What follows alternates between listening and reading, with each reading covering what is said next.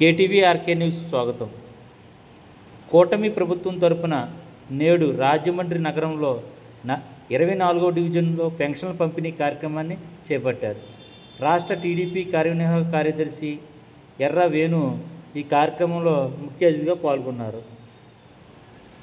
ఈ సందర్భంగా వేణు మాట్లాడుతూ 1వ తారీఖున ఆదివారం రావడంతో 31నే పెన్షన్ల పంపిణీ కార్యక్రమాన్ని చేపట్టడం చంద్రబాబు నాయుడు విజన్కి ఇది ఒక పరాకాష్ట అని ఆయన ఎద్దేవా చేశారు.